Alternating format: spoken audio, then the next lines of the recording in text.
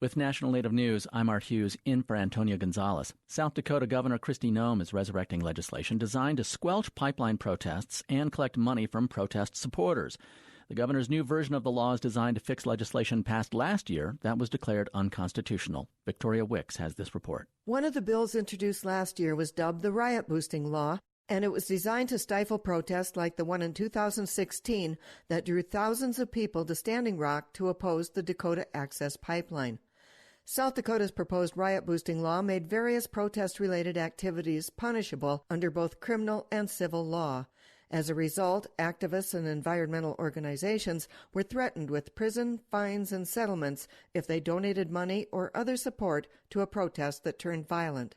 The governor rushed the riot-boosting legislation in anticipation of a 2019 construction season for the Keystone XL pipeline. Criticism of the legislation was also swift, with environmentalists and tribes angry that they were left out of a planning process that had started months earlier and included TransCanada at the table. The bill was passed into law, but it met a quick end when a federal judge found major portions unconstitutional. In his injunction, Judge Lawrence Pearsall applied constructive criticism. Line by line, he examined the law for violations of First Amendment rights to free speech and assembly, and he pointed out how it could be fixed. Now the legislation has been reconstructed and resurrected. As it turned out, last year's rush to enactment was unwarranted. TransCanada missed the 2019 construction season because of ongoing lawsuits in Montana.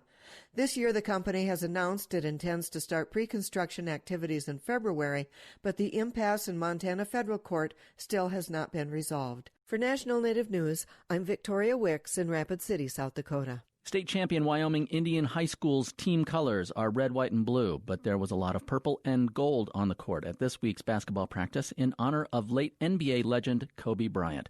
Wyoming Public Radio's Savannah Maher has this audio postcard. I was just at home watching TV, just a regular Sunday evening. Oh, I seen it on the news, and I couldn't really imagine it. On Facebook, everybody was talking about it. I didn't know, I was like, oh, these guys are just joking. I overheard it from my grandma and my cousin who came over to tell my grandma. I was like, oh, dang, he really died? I kind of started tearing up, and I was like, real sad. Practice started off pretty quiet this one. Usually the guys are upbeat and, we're ready to go, and it was kind of somber, real quiet. Kobe passing away is really hurts a lot of us to the heart because we watched him growing up, and we learned a lot of our moves from him. Kobe had an unbelievable work ethic. He was a hustler. His Mamba mentality, that's what, everybody pretty much talks about, his Mamba mentality, and it has effect on me and everything other than basketball, school, work.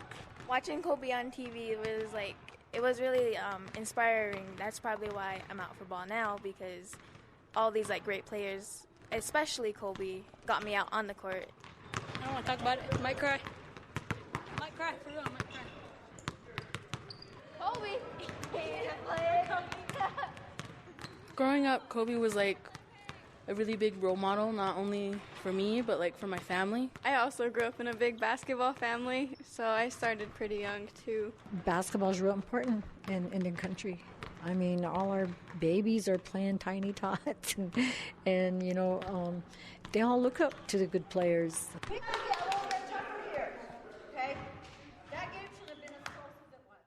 That piece was produced by Wyoming Public Radio's Savannah Maher. With National Native News, I'm Art Hughes.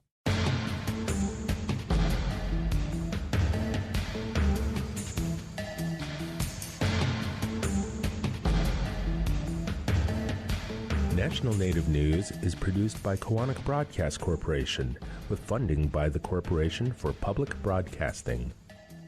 Like the circle of life, there is an opportunity that comes around every 10 years.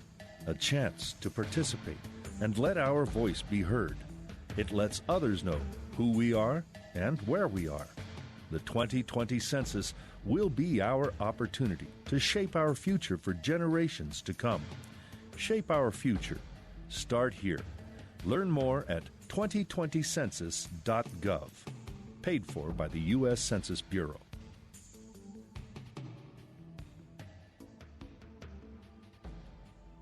Native Voice One, the Native American Radio Network.